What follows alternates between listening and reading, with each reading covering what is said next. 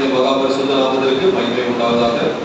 கடந்த நாள் முழுவதுமாக கடுமை போல பாதுகாத்தார், சுகபலன் ஜீவன் தந்தார். அதுக்காக நன்றி சொல்கிறேன். கோவில் மக்களுடைய கிருபை கூட இருந்தது, அதுக்காக அதற்கு நன்றி சொல்கிறேன். செய்திக்காக காத்திருக்கும் போது அடியேற்கு உணர்த்தப்பட்ட வசனங்களை உங்கள் மத்தியிலே சொல்லிக்கொள்ள வாஞ்சிக்கிறேன். அந்த வசனங்களை நாம் தியானித்து நம்முடைய ஆத்மாவிற்கு பிரயோஜனப்படுத்திக் கொள்வோமாக. ஆதியாகமம் 21வது அதிகாரம் 1-2. ஆதியாகமம் 21:1-2. கர்த்தர் தாம் சொல்லியிருந்தபடி சாராள் மேல் கடற்றமானார். கர்த்தர் தாம் உரைத்தபடியே சாராளுக்கு செய்தருளினார். ஆபிரகாம் 100 வயதாயிருக்கையில் சாராள் கர்ப்பவதியாகி தேவன் கொடுத்திருந்த காலத்திலே அவனுக்கு ஒரு குமாரனை பெற்றார். லூக்கா 2வது அதிகாரம் 11வது வசனம். லூக்கா 2:11.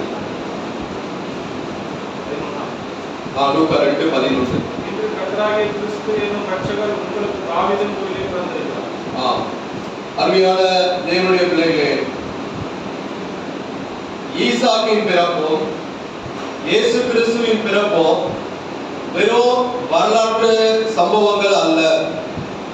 வேதத்தை ஆராய்ச்சி செய்த பல வேத ஆராய்ச்சியாளர்கள் பாருங்க, ஈசாக்கின் வாழ்க்கை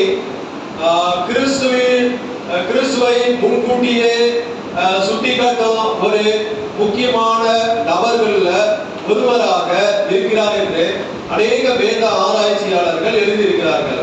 அதாவது கிமு கிறிஸ்து பிறப்பதற்கு முன்பாக தோராயமாக 2066 ஒரு குழந்தை பிறந்தது. அதற்காக அந்த குடும்பம் மிகவும் மகிழ்ச்சி அடைந்தது. அந்த குழந்தை தான் ஈசாக்கு. அதாவது கிறிஸ்து பிறப்பதற்கு முன்பதாக 2066 தோராயமாக 2066 என்று சொல்லுகிறார்கள். அதற்கு பின்பு பாருங்க, அந்த குழந்தை பிறந்து அந்த ஈசாக்கு பிறந்து ஆயிரக்கணக்கான ஆண்டுகளுக்கு பிறகு மற்றொரு குழந்தை பிறந்தது. அதற்காக தேவதூதர்கள் மகிழ்ச்சி அடைந்தார்கள், வானமே மகிழ்ச்சி அடைந்தது. பாருங்க, ஈசாக்கு பிறக்கும் போது ஒரு குடும்பம் மாத்திரம் மகிழ்ச்சி அடைந்தது.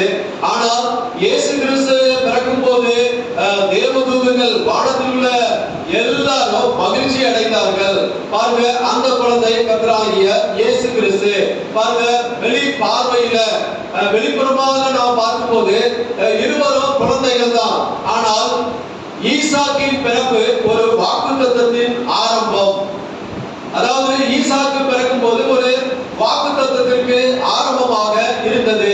ஆனால் கர்த்தராகிய இயேசு கிறிஸ்துவின் பிறப்பு அந்த வாக்குத்தத்தத்தை நிறைவேற்றுவதாக இருந்தது. பாருங்க, இதற்கு முன்பதாக நாம ஞாயிற்றுக்கிழமையில அநேக ஒற்றுமைகளை குறித்து நாம தியானித்திருக்கிறோம். இயேசு கிறிஸ்து, ஆபிரகாம் இவர்களுக்குள்ள ஒற்றுமைகளை நாம் தியானித்திருக்கிறோம். அடுத்ததாக இயேசு கிறிஸ்து, மோசஸ் இவர்களுக்குரிய ஒற்றுமைகளை தியானித்திருக்கிறோம். இயேசு, தாவீது இவர்களுக்குரிய ஒற்றுமைகள். அடுத்ததாக இயேசு, யோனத்தான் இவர்களுக்கு உள்ளான ஒற்றுமைகளை நாம் தியானித்திருக்கிறோம். இந்த நாட்கள்ல இயேசுவுக்கும் ஈசாக்குக்கும் உள்ள ஒற்றுமைகளை குறித்து நாம் இந்த நாட்கள்ல சற்று தியானிப்போம். முதல் காரியம் பாருங்க, அதாவது இருவரின் பிறப்பும் மனிதனால் முடியாத நிலையில நடந்தது. 2 பேரின் பிறப்பும் மனிதனால் முடியாது அப்படி என்ற நிலையில நடந்தது. ஆதியாகமம் 18:11. ஆதியாகமம் 18:11. ஆபிரகாமும் சாராளும் வயது சென்று ஸ்திரீகளுக்குள்ள வழிபாடு சாராளுக்கு நின்று போயிட்டு. அருமையான தேவனுடைய பிள்ளைகளே, சாராளுக்கு வயது கடந்து விட்டது. கர்ப்பம் தரிக்க இயலாத ஒரு நிலையில காணப்பட்டார். ஆபிரகாமும் வயது முதிர்ந்த ஒரு மனிதனாக இருந்தார். பாருங்க, ஸ்திரீகளுக்குள்ள வழிபாடு சாராளுக்கு நின்று விட்டது. அப்படி என்றால் குழந்தை பிறப்பதற்கு சான்ஸே இல்லை. டாக்டர்ஸ் எல்லாத்துக்கும் தெரியும், அந்த நிலையில குழந்தை பிறப்பதற்கு 1% கூட சாத்தியமில்லாத ஒரு நிலை. அப்போது தேவன் சொன்னார், பாருங்க, கர்த்தராலே ஆகாத காரியம் உண்டோ. அதாவது இருவரின் பிறப்பும் ஈசாக்கின் பிறப்பு மனிதனால் முடியாத நிலையில நடந்தது. ஆதியாகமம் 18:14. காரியம் உண்டோ, அதாவது கர்த்தரால் இது முடியும், கர்த்தரால் ஆகாத காரியம் உண்டோ, அது மனிதனால் முடியாத காரியம், ஆனால் என்னால் இது முடியும். இப்படிப்பட்ட சூழ்நிலையில் ஈசாக்கு பிறந்தார். அதாவது மனிதனால் முடியாத சூழ்நிலையில மனிதனால் அதாவது சாராளுக்குரிய அந்த ஸ்திரீகளுக்குள்ள வழிபாடு நின்று போனது.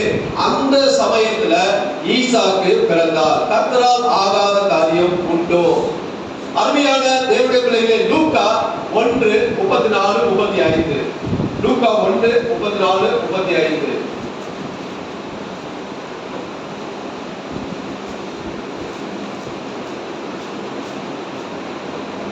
லூக்கா 1:34. அதற்கு மரியாள் தேவதூதனை நோக்கி, இது எப்படி ஆகும் புருஷனை அறியேனே என்றாள்.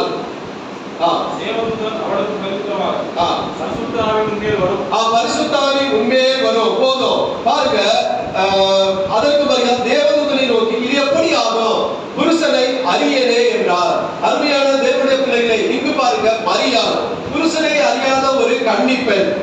அதாவது ஒரு பெண் கர்ப்பம் தரிக்க வேண்டுமானால் அதாவது ஆண் துணை இல்லாமல் பெறுவதற்கு சாத்தியமில்லாத ஒரு நிலை. அருமையான தேவனுடைய பிள்ளைகளே, ஆனால் பரிசுத்த ஆவியினால் மரியாள் கர்ப்பவதி ஆனாள். அந்த குழந்தை கருவுற்று அந்த குழந்தை தான் கர்த்தராகிய இயேசு கிறிஸ்து. இது எப்படி ஆகும்? இருவரின் பிறப்பும் அங்க ஈசாக்கு பாருங்க, அங்க சாராளுக்கு ஸ்திரீகளுக்குள்ள வழிபாடு நின்று விட்டது. ஆனால் இங்க மரியாளுக்கு பாருங்க, புருஷனை அறியாத ஒரு கன்னிப்பெண், அவள் கர்ப்பவதி ஆனாள். அதாவது பரிசுத்த ஆவியினால் கருவுற்றார். அந்த குழந்தை கர்த்தராகிய இயேசு கிறிஸ்து. அருமையான தேவனுடைய பிள்ளைகளே, இதிலிருந்து நாம் அறிந்து கொள்வது என்னவென்றால், தேவன் தமது ரட்சிப்பின் திட்டத்தை அதாவது மனித பலத்தினால் ஆரம்பிப்பதில்லை.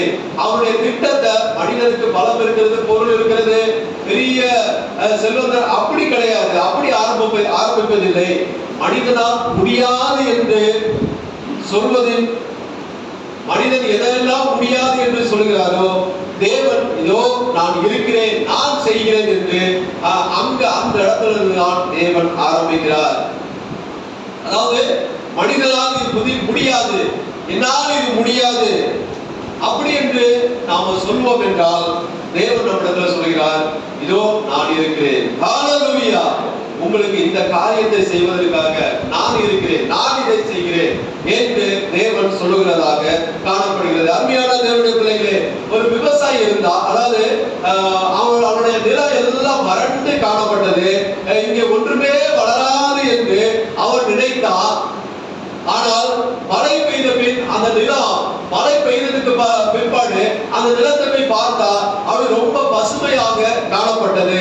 பாருங்க, நிலத்தின் பலம் அல்ல, அதாவது மேலே இருந்து வந்த அந்த மழையே அதற்கு காரணமாக இருந்த அந்த பசுமைக்கு, அந்த மழை பெஞ்சதுக்கு அப்புறம் பாருங்க அந்த நிலம் எல்லாம் பசுமையாக மாறிவிடும். அதுபோல தேவனுடைய கிருபை இருந்தால், தேவனுடைய கிருபை நம்மிடத்துல காணப்பட்டால் முடியாத வாழ்க்கையையும் அதாவது கனியை கொடுக்கும். அதாவது நம்முடைய வாழ்க்கை நாம் கனி கொடுக்காத ஜீவி காணப்படுகிறதா? தேவனுடைய கிருபை இருந்தால் நாம் கனி கொடுக்கிறவர்களாக நாம் மாறுவோம். அருமையான தேவனுடைய பிள்ளைகளே, மனிதனால் இது முடியாது என்று நாம் நினைக்கிறோமா? இது என்னால் முடியவில்லை, இது எப்படி செய்ய போகிறார் அப்படி என்று நாம் நினைக்கிறோமா? தேவன் சொல்லுகிறார், பாருங்க, இதோ நான் இருக்கிறேன், இதோ நான் செய்கிறேன். கர்த்தராலே ஆகாத காரியம் உண்டோ? இந்த வசனத்தை நாம விசுவாசிக்க வேண்டும். கர்த்தரால ஆகாத காரியம் உண்டோ? பாருங்க, என் பிறப்பு, இருவரின் பிறப்பு மனிதனால் முடியாத நிலையும் எப்படி நடந்தது, எப்படி சாத்தியமானது? அதுபோல நம்முடைய வாழ்க்கையிலும் இது முடியாது என்று நாம் நினைக்கிறோம். இந்த காரியத்தை நான் செய்ய முடியாது என்று நினைக்கிறோமா? அப்படி நினைக்கிற ஒவ்வொருவரை பார்த்து இந்த நாட்களில் தேவன் சொல்கிறார், இதோ நான் செய்கிறேன், இதோ நான் இந்த காரியத்தை முடிக்கிறேன். தேவ கிருபை, ஹல்லேலூயா! தேவ கிருபை நம்மிடத்துல இருந்தால் எல்லா முடியாத காரியத்தையும் கர்த்தர் முடிப்பார். அடுத்ததாக பாருங்க, இரண்டாவது காரியம், இருவரின் பிறப்பும் முன்கூட்டியே அறிவிக்கப்பட்டது. அதாவது பிறப்பும் அறிவிக்கப்பட்டது.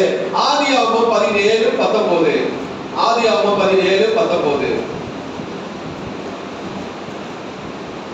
அப்பொழுது தேவன் மனைவியாகிய சாரா நிச்சயமாய் உனக்கு ஒரு குமாரனை பெறுவார். அவனுக்கு ஈசாக்கு என்று பெயரிடுவார்கள். என் உடன்படிக்கையை அவனுக்கும் அவனுக்கு பின்வரும் அவன் சந்ததிக்கும் நித்திய உடன்படிக்கையாக ஸ்தாபிப்பேன். பாருங்க, அதாவது அப்பொழுது அதாவது பிறப்பதற்கு முன்பாகவே உன் மனைவி சாரா நிச்சயமாய் உனக்கு ஒரு குமாரனை பெறுவார், அவனுக்கு ஈசாக்கு என்று பெயரிடுவாயாக. பாருங்க, பெயர் கூட தேவன் முன்பே சொல்லிவிட்டார். அதாவது உனக்கு குமாரன் தான் பிறக்க போகிறார், குமாரத்தை பிறக்க போகிறார் அப்படி என்று தேவன் சொல்லல, திட்டவட்டமாக சொல்லிவிட்டார். குமாரன் பிறக்க போகிறான், அவனுக்கு ஈசாக்கு என்று பெயரிடுவார். பாருங்க, பிறப்பதற்கு முன்பே, ஈசாக்கு பிறப்பதற்கு முன்பே தேவன் சொல்லிவிட்டார்.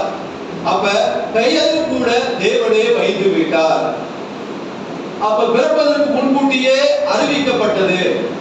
ஈசாக்கு பிறப்பதற்கு முன்பாகவே அவர் பெயரும் அறிவிக்கப்பட்டது. பாருங்க, மத்தேயு 1:21. மத்தேயு 1:21. அவன் ஒரு குமாரனை பெறுவார், அவருக்கு இயேசு என்று பெயரிடுவார். பாருங்க, இங்க பாருங்க, அவர் ஒரு குமாரனை பெறுவார், அவருக்கு இயேசு என்று பெயரிடுவாயாக. பாருங்க, இயேசுவுக்கு பெயர் முன்பே தேவன் அறிவித்து விட்டார். குமாரனை பெறுவார், அவருக்கு இயேசுவாக. நம்முடைய பாருங்க, நம்முடைய வாழ்க்கையில பாருங்க, தேவனுடைய திட்டத்திற்கு எல்லாவற்றுக்கும் ஒரு தேவனுடைய திட்டம் உண்டு. அந்த திட்டத்திற்கு முன்பே நமக்கு அதாவது பெயரும் நோக்கமும் காலமும் உண்டு. ஒவ்வொருவருக்கும் ஒவ்வொருவருடைய பெயருக்கும் ஒரு நோக்கம் உண்டு. அதாவது நாம் பிறந்ததற்கான ஒரு நோக்கம் உண்டு. நம்முடைய இந்த காலத்துல பிறந்ததற்கான ஒரு நோக்கம் உண்டு. தேவனுடைய திட்டத்திற்கு பாருங்க, நம்முடைய பெயருக்கு,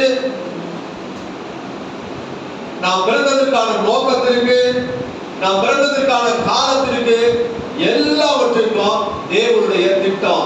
அருமையான தேவனுடைய பிள்ளைகளே, உலகத்தில் பலர் எல்லாம் நினைக்கிறாங்கன்னா தற்செயலா பறக்கலாம் என்று நினைக்கலாம், அல்லது ஏன் பிறந்தேன் என்று அநேகர் நினைக்கலாம், ஏன் தான் இந்த உலகத்துல பிறந்தோமோ என்று. ஆனால் இது தேவனை அறியாத மனிதர்கள் இப்படி நினைப்பார்கள். நான் தற்செயலா ஏதோ எதேச்சியா பறந்துட்டேன், எதுக்கு பிறந்தா என்று தெரியல, அப்படி என்று அநேக நாட்கள்ல நினைப்பார்கள். ஆனால் தேவனுடைய பார்வையில் நாம் எல்லாரும் வாக்குத்தத்தத்தின் பிள்ளைகள். ஒருபோதும் அது பாருங்க, விபத்தாக நாம பிறக்கல, ஏதோ ஆக்சிடென்டாக நாம பிறக்கல. நாம் பிறந்தது எல்லாமே தேவனுடைய பார்வையில வாக்குத்தத்தத்தின் பிள்ளைகள். ஏதோ ஒரு நம்முடைய பெயருக்கு ஏதோ ஒரு தேவனுடைய திட்டம் இருக்கிறது. நம்முடைய நோக்கம், பிறந்ததற்கான நோக்கத்திற்கு ஒரு தேவனுடைய திட்டம் இருக்கிறது.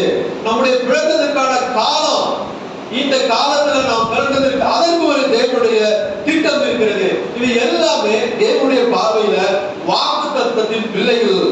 நாம் எல்லாரும் வாக்குத்தத்தத்தின் பிள்ளைகளாக காணப்படுகிறோம். ஏதோ ஆக்சிடென்டா பிறக்கல, அல்லது ஏதோ ஒரு விபத்து கிடையாது, அல்லது ஏன் பிறந்தோம் என்று அப்படி நீங்க ஒருபோது இந்த நாட்டில் நினைக்காதீர்கள். அதுவும் விசுவாசிகள், ரட்சிக்கப்பட்ட தேவனுடைய பிள்ளைகள், இந்த இந்த திங்கிங், இந்த சிந்தனை உங்களிடத்தில் இருந்தால் இந்த நாட்டில் நம்ம அகற்றிக் கொள்ள வேண்டும்.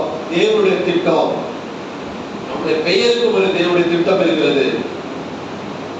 நம்முடைய அதாவது பிறந்ததற்கான நோக்கத்திற்கு ஒரு தேவனுடைய திட்டம் இருக்கிறது. நாம் பிறந்த காலத்திற்கு ஒரு தேவனுடைய திட்டம் இருக்கிறது. அருமையான தேவனுடைய பிள்ளைகளே, நாம் எல்லாரும் வாக்குத்தத்தத்தின் பிள்ளைகளாக இருக்கிற பாருங்க, இவர்களுக்கு பெயர் முன்கூட்டியே எதற்காக பிறக்க போகிறார், என்ன நோக்கத்திற்காக பிறக்க போகிறார், இவருடைய முடிவு எப்படி இருக்கிறது, எல்லாமே திட்டமாக அறிவிக்கப்பட்டது. நாம் பிறந்த நோக்கம் அதற்கு ஒரு நோக்கம் இருக்க வேண்டும். அந்த நோக்கத்தை, அந்த தேவனுடைய திட்டத்தை நாம அறிந்து கொள்ள வேண்டும். நமக்கு ஒரு வாக்குத்தத்தம் கொடுத்திருப்பார். அந்த வாக்குத்தத்தத்தின் பிள்ளைகளாக இருக்கிறபடியால் அந்த வாக்குத்தத்தத்தை நாம் அறிந்து அதன்படி நாம செயல்பட வேண்டும். மூன்றாவது காரியம் பாருங்க, இருவரின் பிறப்பும் மகிழ்ச்சியை கொண்டு வந்தது. அதாவது ரெண்டு பேரும் பிறக்கும் போதும் மகிழ்ச்சியை கொண்டு வந்தது. இந்த நாட்கள்ல பாருங்க, அநேகம் பிறக்கும் போது பெற்றோர்களுக்கு மகிழ்ச்சி இருக்காது. கொஞ்ச நாளைக்கு முன்பெல்லாம் பார்த்தா பெண் பிள்ளைக்கு பிறந்த ஐயா பெண் பிள்ளையா அப்படின்னு நினைப்பார்கள். இது இந்த நாட்கள்ல மாறிவிட்டது. ஆனால் இந்த நாட்கள்ல பாருங்க, கண்டினியூஸா பெண் பிள்ளை பிறந்த பெண் பிள்ளையா அப்படிம்பாங்க. நான் ஒரு காரியம் நான் கேள்விப்பட்டேன், நிஜமாக நடந்தது.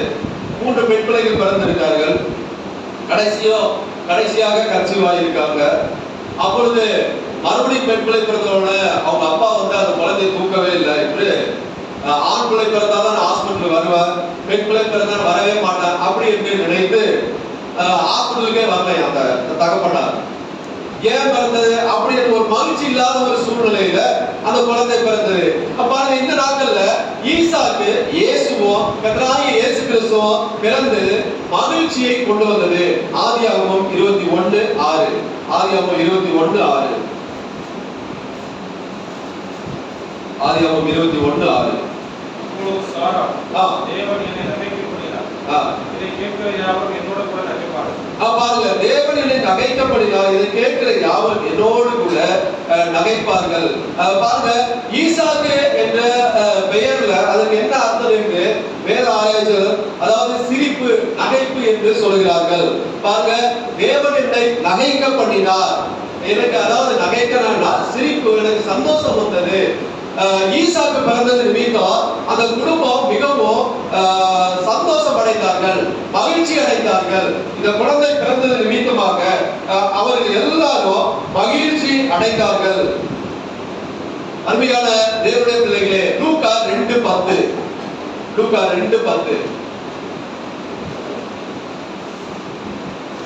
தேவதூதன் அவர்களை நோக்கி பயப்படாதீர்கள், எல்லா ஜனத்துக்கும் மிகுந்த சந்தோஷத்தை உண்டாக்கும் நற்செய்தியை உங்களுக்கு அறிவிக்கிறேன். பயப்படாதோ, எல்லா ஜனத்துக்கும் மிகுந்த சந்தோஷம். பாருங்க, மிகுந்த சந்தோஷம். அதாவது மரியாள் யோசேப்புக்கு மாத்திரமல்ல, அங்கே ஈசாக்கு பிறந்த போது ஆபிரகாமுக்கு சாராளுக்கும் சந்தோஷம் உண்டானது. இங்கே இயேசு கிறிஸ்து பிறந்த போது மரியாளுக்கும் யோசேப்புக்கு மாத்திரம் சந்தோஷம் இல்ல, எல்லா ஜனத்துக்கும் மிகுந்த சந்தோஷம் உண்டானது. அருமையான தேவனுடைய பிள்ளைகளே, பாருங்க, ஈசாக்கு ஒரு வீட்டிற்கு மாத்திரம் சந்தோஷத்தை கொடுத்தார். மாறாக இயேசு பிறந்ததின் மூலமாக இந்த உலகம் முழுவதுமாக சந்தோஷம் உண்டானது. அருமையான தேவனுடைய பிள்ளைகளே, இந்த நாட்களில் பாருங்க, அதாவது ஒரு இருட்டான ஒரு வீட்டுல ஒரு சின்ன விளக்கு ஏற்றப்பட்டது. அந்த விளக்கு அந்த வீட்டில் இருக்கிற எல்லா இருளையும் அகற்ற முடியாது. ஒரு வீட்டுல ஒரு சின்ன விளக்கு ஏற்றப்பட்டால் அந்த வீட்டில் இருக்கிற எல்லா இருளையும் அகற்ற முடியாது. ஆனால் அதாவது வீட்டில் உள்ளவர்களுடைய பயம் அகன்று போகும். அந்த வெளிச்சத்தின் நிமித்தமாக ஒரு வீடு இருளாக இருக்கிறது, ஒரு சிறிய விளக்கு ஏற்றப்படுகிறது.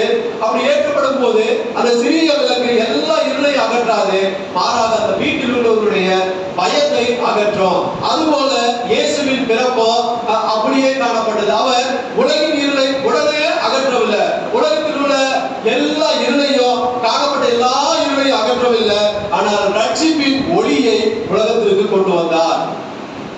ரட்சிக்கப்படுவதற்கான வழியை, ஒரு ஒளியை இந்த உலகத்திற்கு கர்த்தராகிய இயேசு கிறிஸ்து கொண்டு வந்தார். அருமையான தேவனுடைய பிள்ளைகளே, எனவே நம்முடைய பிறப்பில் நம்முடைய குடும்பம் சந்தோஷப்பட வேண்டும்.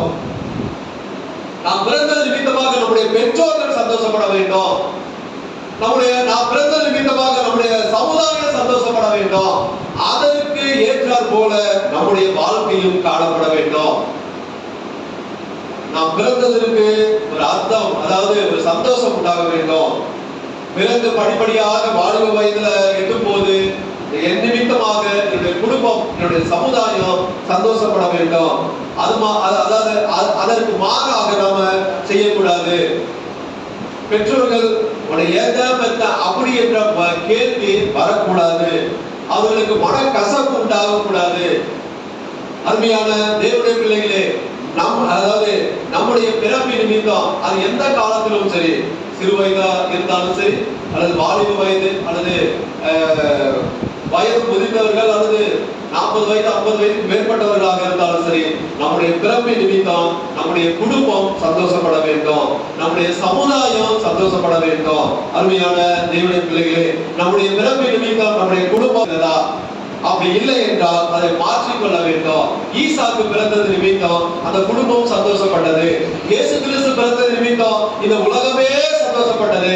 நாம் பிறந்தது நிமித்தம் நம்முடைய குடும்பம், நம்முடைய சமுதாயம் சந்தோஷப்படுகிறதா? அவர்களுக்கு மன கசப்பை உண்டாக்க கூடாது. அருமையான தேவனுடைய பிள்ளைகளே, அடுத்ததாக பாருங்க, இருவரும் வாக்குத்தத்தத்தின் பிள்ளைகள். ஈசாக்கும் கர்த்தராகிய இயேசு கிறிஸ்துவும் வாக்குத்தத்தத்தின் பிள்ளைகளாக இருந்தார்கள். பாருங்க, ரோமர் 9:9. ரோமர் 9:9.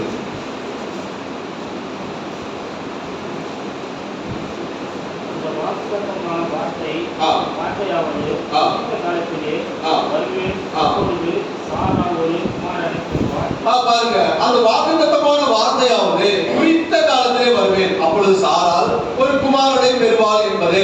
பாருங்க, குறித்த காலத்தில் பிறந்த ஈசாக்கு, குறித்த காலத்துல ஈசாக்கு பிறந்தார். குறித்த காலத்துல அந்த வாக்குத்தத்தத்தின்படி ஈசாக்கு பிறந்தார். அதாவது வாக்குத்தத்தத்துக்கு மாறாக பிறக்கல, குறித்த காலத்திற்கு முன்கூட்டி பிறக்கல, அதற்கு அப்புறமாக பிறக்கல, குறித்த காலத்துல. அப்ப குறித்த காலம்னா இந்த காலத்துல, இந்த நேரத்துல, இந்த ஆண்டுல அப்படி என்று தேவன் குறித்திருந்தார். அந்த காலத்துல ஈசாக்கு வாக்குத்தத்தத்தின் பிள்ளையாக பிறந்தார். அருமையான தேவனுடைய பிள்ளைகளே, நீங்க பாருங்க 2 கொரிந்தியர் 1:20. 2 கொரிந்தியர் 1:20.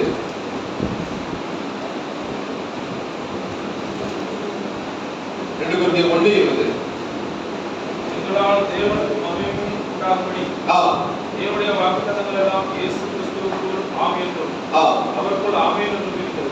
எங்களால் தேவனுக்கு மகிமை உண்டாகும்படி தேவனுடைய வாக்குத்தத்தங்கள் எல்லாம் இயேசு கிறிஸ்துவுக்குள் ஆமென் என்றும் அவருக்குள் ஆமென் என்றும் இருக்கிறது. அருமையான தேவனுடைய பிள்ளைகளே, தேவனுடைய வாக்குத்தத்தத்தின்படி பிறந்த இயேசு, அதாவது ஒரு வாக்குத்தத்தம் கொடுத்தார், இந்த காலத்துல பிறப்பாய், அந்த வாக்குத்தத்தின்படி சரியான காலத்துல பிறந்தார். அது மாத்திரமல்ல, தேவனுடைய எல்லா வாக்குத்தத்தங்கள் எல்லாம் அவருக்குள், அதாவது அதுவரை என்னென்ன வாக்குத்தத்தங்கள் இறைவன் கொடுத்தாரோ, தேவன் கொடுத்தாரோ, அந்த வாக்குத்தத்தங்கள் எல்லாம் கர்த்தராகிய இயேசு கிறிஸ்துவுக்குள் ஆமென் என்றும் ஆமென் என்றும் இருக்கிறது. அவருக்குள் எல்லாம் நிறைவேறின. அந்த வாக்குத்தத்தங்கள் எல்லாம் கர்த்தராகிய இயேசு கிறிஸ்துவுக்குள் நிறைவேறின. அருமையான தேவனுடைய பிள்ளைகளே, இந்த வேதத்துல பாருங்க, எல்லா தீர்க்கதரிசன வசனமும் கர்த்தராகிய இயேசு கிறிஸ்துவை மையப்படுத்துவதாக இருக்கிறது. எல்லா தீர்க்கதரிசனமும் நீங்க எங்க போய் நாம படிச்சாலும் அந்த தீர்க்கதரிசனம் முடியுது, அந்த வாக்குத்தத்தம் முடிகிறது கர்த்தராகிய இயேசு கிறிஸ்துவினுடைய வாழ்க்கையில முடிகிறது. அவருடைய பிறப்புல முடிகிறது, அவருடைய இறப்புல முடிகிறது. அதாவது வேற எந்த தெய்வத்திற்கும் இல்லாத ஒரு ஒரு ஒரு பாருங்க, ஒரு அடையாளம், வேற எந்த தெய்வத்திற்கும் இல்லாத ஒரு மகிமை நம்முடைய கர்த்தராகிய இயேசு கிறிஸ்துவுக்கு. பாருங்க, இயேசு பிறப்பதற்கு 4000 ஆண்டுகளுக்கு முன்பாக யார் யார் என்னென்ன பரிசுத்தவான்கள் எழுதி வைத்தார்களோ, தீர்க்க தரிசனம் உரைத்தார்களோ, அவர் பிறப்பதற்கு முன்பாக எத்தனை பரிசுத்தவான்கள் தீர்க்க தரிசனம் உரைத்தார்களோ, அது எல்லாம் நம்முடைய கர்த்தராகிய இயேசு கிறிஸ்துவோட அந்த வாக்குத்தத்தம் எல்லாம் அவருக்குள் ஆமென் என்றும் ஆமென் என்றும். வேற எந்த தெய்வத்திற்கும் இல்லை. நீங்க யார வேணாலும் எடுத்துக்கலாம். நீங்க குர்ஆனை எடுத்து படிங்க, அல்லது பகவத்கீதை எடுத்து படிங்க, அல்லது வேற எந்த ரிலீஜியன் எடுத்துக்கங்க, எந்த மதத்திற்கும் இல்லாத ஒரு மகிமை, ஒரு மேன்மை நம்முடைய தெய்வத்திற்கு உண்டு, நம்முடைய கர்த்தராகிய இயேசு கிறிஸ்துவுக்கு உண்டு. அவர்கள் சொன்ன எல்லா தீர்க்க தரிசனங்களும், அதாவது பிறப்பதற்கு முன்பதாக சொன்ன எல்லா தீர்க்க தரிசனங்களும் நம்முடைய கர்த்தராகிய இயேசு கிறிஸ்துவினுடைய வாழ்க்கையில நிறைவேறினது.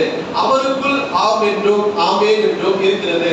பாருங்க, அருமையான தேவனுடைய பிள்ளைகளே, ஈசாக்கு வாக்குத்தத்தத்தை பெற்றவர், கர்த்தராகிய இயேசு கிறிஸ்து வாக்குத்தத்தத்தை நிறைவேற்றினவர். அவர் வாக்குத்தத்தத்தை பெற்றார். அதாவது ஆபிரகாம் கொடுத்த வாக்குத்தத்தம் ஈசாக்குக்கு, சந்ததி எல்லாம் ஆசீர்வதிக்கப்படும் அப்படி என்று சொன்னார். அது படிப்படியா அந்த வாக்குத்தத்தத்தை பெற்றவர் ஈசாக்கு. ஆனால் அது எல்லா வாக்குத்தத்தத்தையும் நிறைவேற்றினவர் நம்முடைய கர்த்தராகிய இயேசு கிறிஸ்து. அடுத்ததாக பாருங்க, இருவரும் தங்கள் அதாவது பிறப்பதற்கு முன்பாக எதிர்ப்பை அதாவது சந்தித்தனர். அதாவது எதிர்ப்பு, அவர்களுக்கு விரோதிகள் இருந்தது. ஆதியாகமம் 21:9. ஆதியாகமம் 21:9. ஆதியாகமம் 21:9. தேசத்தாளாகிய ஆகார் ஆபிரகாமுக்கு பெற்ற குமாரன் பரியாசப்படுகிறதை சாராள் கண்டு. பாருங்க, அதாவது ஆகார் ஆபிரகாமுக்கு பெற்ற குமாரன் பரியாசப்படுகிறதை கண்டு.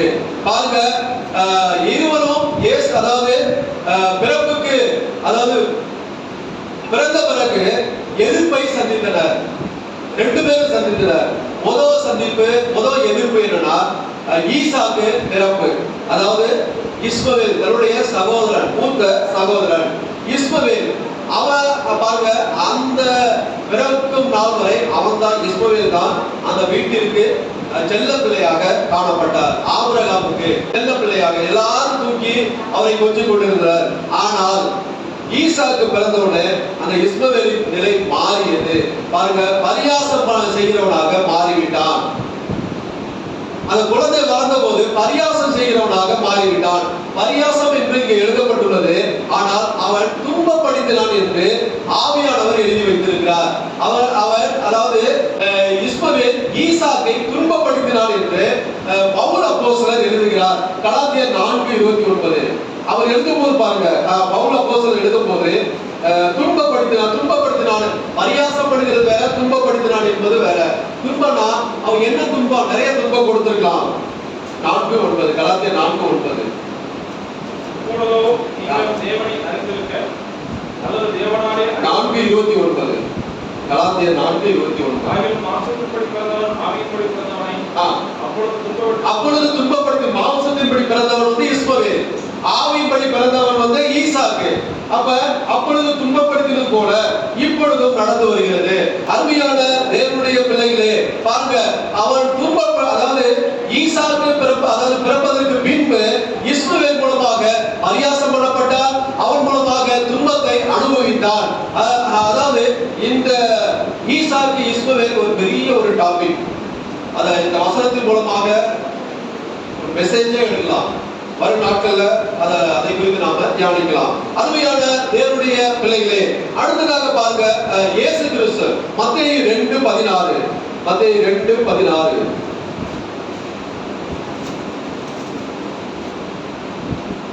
அப்பொழுது ஏரோது நான் சாஸ்திரிகளால் ரட்சிக்கப்பட்டதை கண்டு மிகுந்த கோபமடைந்து ஆட்களை அனுப்பி நான் சாஸ்திரிகளிடத்தில் விசாரித்த காலத்தின்படியே சகல எல்லைகளிலும் இருந்து 2 வயதுக்குட்பட்ட எல்லா ஆண்களையும் கொலை செய்தார். எல்லா ஆண்களையும் கொலை செய்தார். ஏரோது பாருங்க, குழந்தையாகிய இயேசுவை கொலை செய்ய முயன்றார். அதாவது இயேசு பிறந்த பிறகு எதிர்ப்பு, அவருக்கு அநேக எதிர்ப்புகள், ஏரோது மூலமாக எதிர்ப்புகள் வந்தது. இன்னும் அநேக ஜனங்கள் மூலமாக, அதாவது அநேகனா அங்க வசித்த அங்க குடியிருந்த ரோமர்கள் மூலமாக எதிர்ப்பு வந்தது. எப்படியாவது கொலை செய்து விட வேண்டும் என்று எதிர்ப்பு வந்தது. இருவரும் தங்கள் பிறந்த பிறகு எதிர்ப்பை சந்தித்தனர். அதாவது ஒருவர் துன்பத்தை பரியாசப்படினார், இன்னொருவர் கொலை செய்யும் அளவுக்கு எதிர்ப்பு உண்டானது. அருமையான தேவனுடைய பிள்ளைகளை நாம் விளக்குவது என்னன்னா, அதாவது தேவனுடைய திட்டம், அதாவது அது தோன்றும் இடத்துல, அதாவது தேவனுடைய திட்டம் எங்க தோன்றுதோ அந்த இடத்துல எதிரியும் செயல்படுவான். அதாவது நமக்கு என்று ஒரு தேவனுடைய திட்டம் இருந்தால் அந்த திட்டம் இவனை விட்டா பாருங்க, இந்த நாட்கள அநேக வாலிபர்கள், அதாவது இந்த வாலிபனை விட்டா பெரிய ஊழியர் செய்து விடுவான், அநேக ஆத்மாக்களை சம்பாதித்து விடுவான் அப்படி என்று பிசாசுக்கு தெரியும். அதனாலதான் அந்த திட்டத்தை மாற்றும்படியாக, அதாவது அந்த இடத்துல ஒரு எதிரி எழுப்புவான். எப்படி, அதாவது ஏதோ ஒரு சூழ்நிலையில எதிராளிகளை கொண்டு வருவான். பாருங்க, தேவனுடைய திட்டம் தோன்றும் இடத்துல எதிரியும் செயல்படுகிறான்.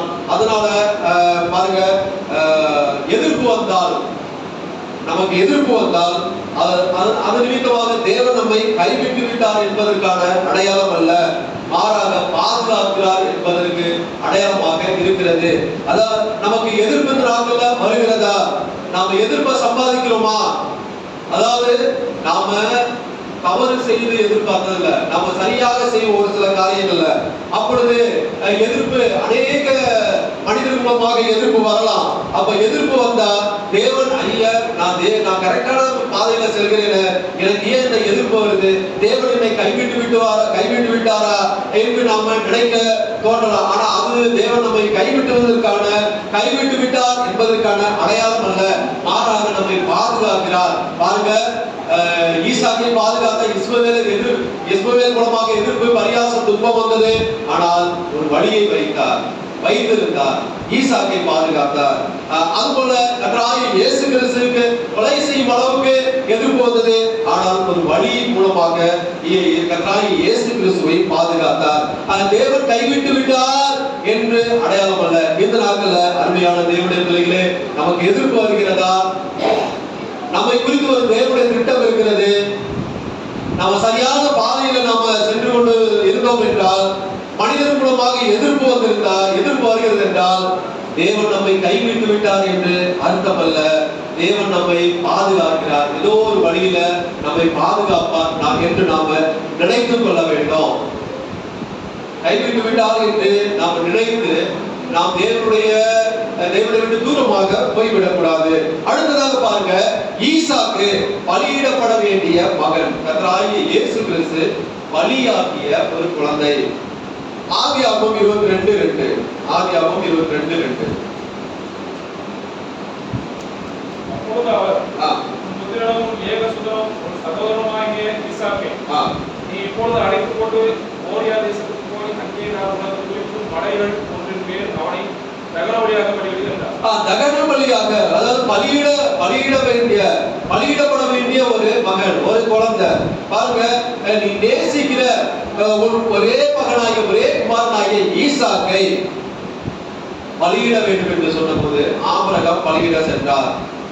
ஆனால் நடந்தது என்ன? தேவன் ஈசாக்கை காப்பாற்றினார். பலியிட போனார். அதாவது ஆபிரகாம் ஈசாக்கை பலியிட போனார். தேவன் சொன்ன வார்த்தைப்படி பலியிட போனார். ஆனால் தேவன் ஈசாக்கை காப்பாற்றினார்.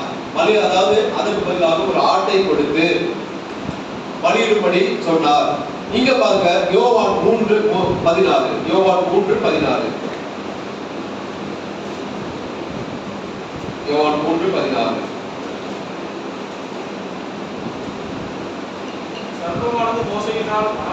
யோவான் 3:16.